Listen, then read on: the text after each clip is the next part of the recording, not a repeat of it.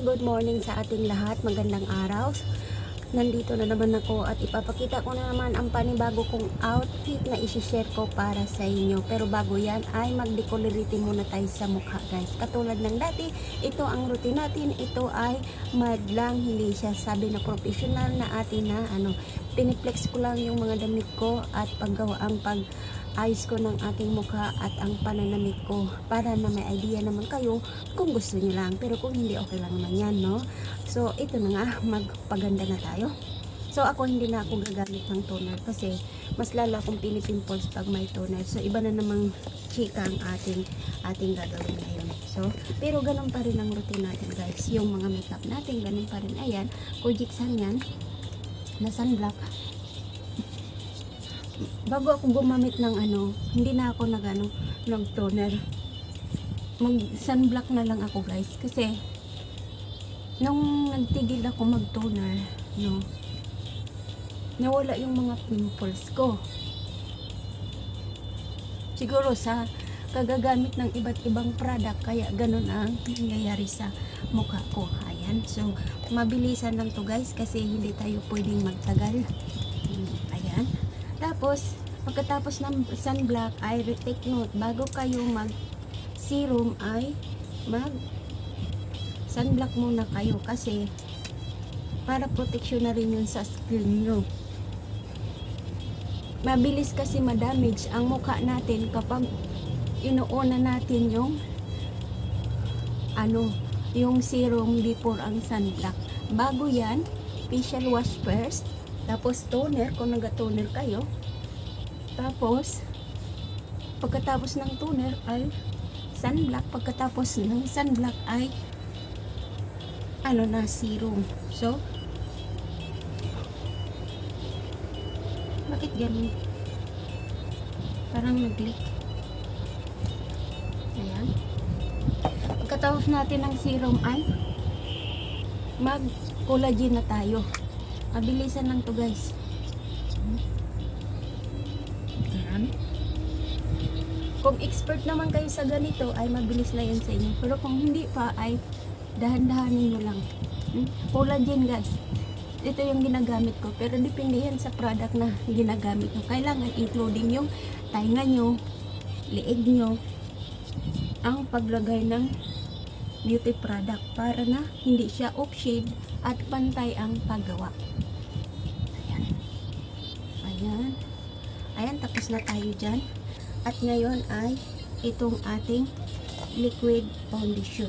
So ito yung liquid foundation natin, Korean product ito, guys.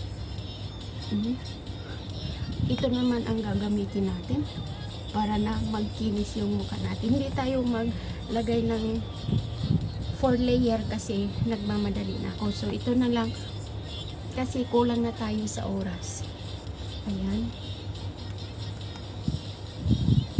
Itap-tap nyo lang kasi may liquid naman yan. Pwede nyo naman yan ayan, para na kuminis ang mukha nyo. At pagkatapos nito ay mag kayo contour, no?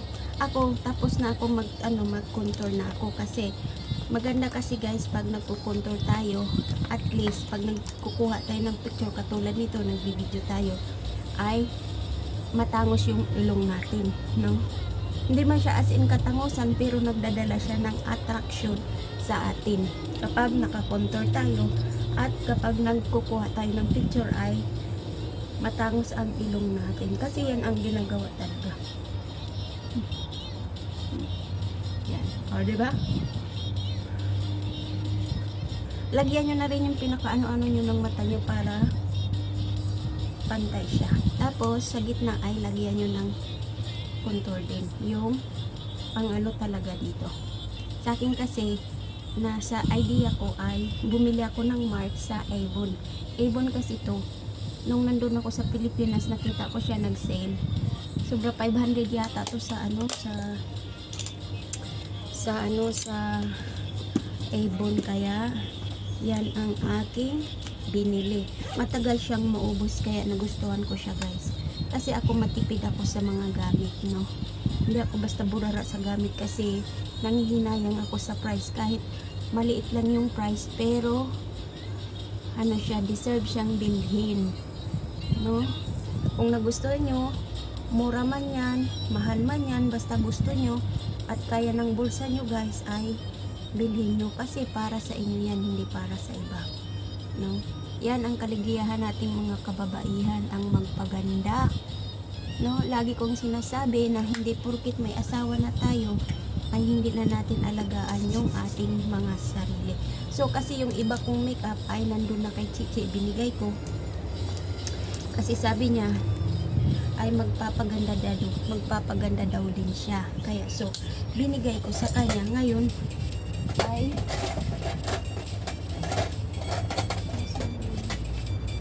wala na akong dito yung pangano ng ating wrinkles. Kailangan matakpan yung ating wrinkles. Pero kung may makeup naman kayo ay lagyan nyo, no? At ngayon ay mag-eyebrow na tayo. Mabilisan lang to guys.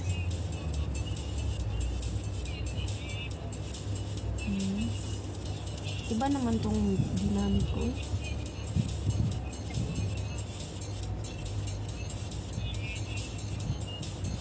Ayan yung ating kilay. So hindi tayo katulad ng iba na ay ganda-ganda maglagay ng kilay. Sa atin ay simple lang, kasi hindi talaga ako marunong maglagay ng kilay. Pinapraktis ko nga to gawin para matuto ako, pero ang ginamit kong pinsel ay mali. Pero okay na yan, nagmamadali na ako eh. Ayan, magpaganda kayo guys, no? Para presentable kayo sa labas. Hindi porkit na may asawa na tayo, may anak na tayo, conservative na tayo sa sarili natin na hindi na tayo magpaganda. Magpaganda tayo guys, kasi yan lang ang ating kaligayahan sa buhay. Pero kung sabihin nyo ay gusto ko lang simple, so di maglagay kayo ng light makeup, no? Ang paglalagay ng light makeup ay maglagay lang ng kaunting foundation at maglagay ng lip liner at lip gloss sa bibig. Ganun lang kasimple. Huwag nang padamihin pa. Kasi ganun yun guys. Para attractive tayo sa asawa natin, sa jowa natin. Kaya nakakatakot na ngayon na ang magaganda iniiwan at tsara. Depende yung guys. Pero sa panahon ngayon, uso na ngayon ang iwanan. Kaya kung ako sa inyo, make sure nyo muna ang mag-asawa, no? Kasi kung kaya nyo lang naman na walang lalaki sa buhay, ay gawin nyo na. Baka masaktan lang kayo. Pero kung gusto nyo naman mag-asawa at sincere naman yung lalaki sa inyo, depende yun sa pamumuhay, no? Sa pagsasama yan guys. Kasi kung talagang mahal ka ng lalaki, hindi ka niya iiwan. Pero kung yan talaga ang nakalagay sa palad mo, kahit anong ingat mo, ay mangyayari talaga yan. Hindi mo yan maiiwasan, kasi yun ang nakatadhana sa buhay mo. Kahit ba sabihin walang yung tawag dyan, kahit sabihin na paniwala ka sa destiny na yan, yung mga ganyan, pero nasa kasulatan natin yan guys. Kung baybayin nyo at marunong kayo magbasa sa nakta nyo or sa kapalaran nyo, basahin nyo, nandyan lahat yan. Kaya ako, sa nangyayari sa buhay ko, minsan may pagsisisi, minsan tinatanggap ko na lang, kasi yun ang totoo eh.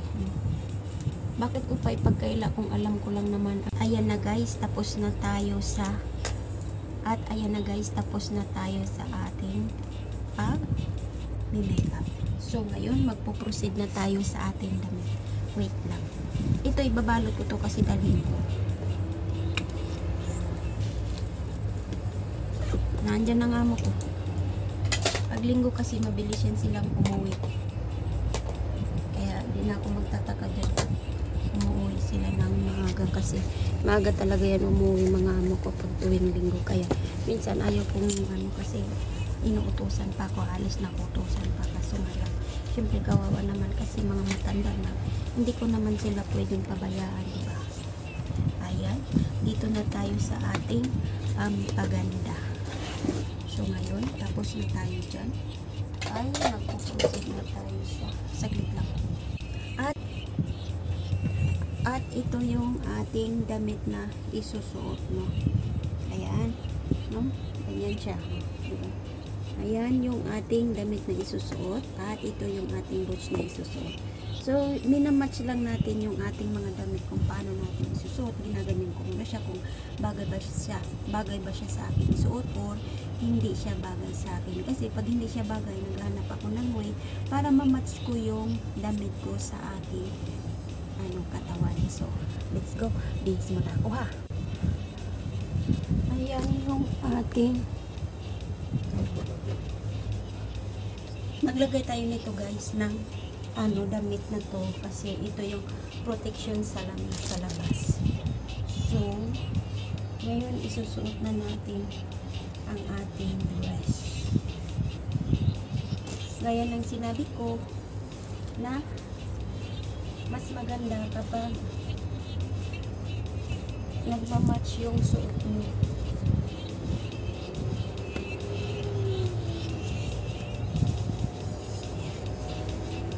Ayan. So, diba? Ayan guys, yung ating so,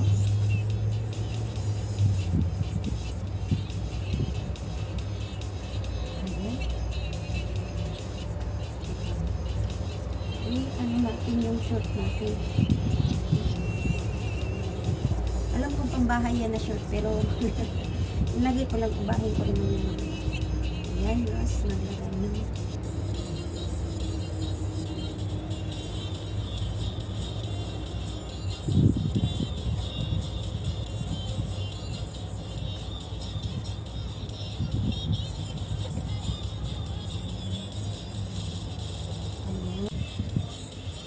Ayan guys yung ating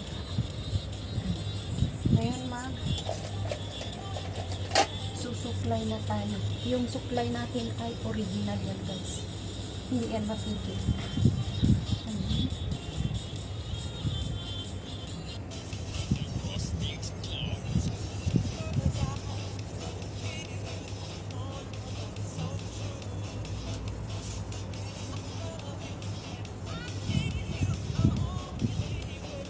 Ayan yung ating suklay.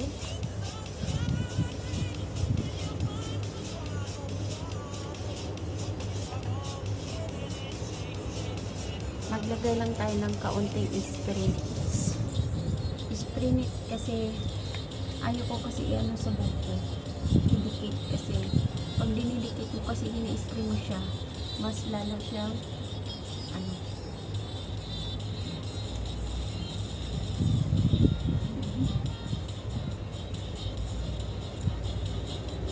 kasi simple lang maghihinman lang tayo guys. Diba? Maganda na ba ako guys? Maganda na ba ako? Ihati lang natin. Ito yung sinasabi na Philippine time.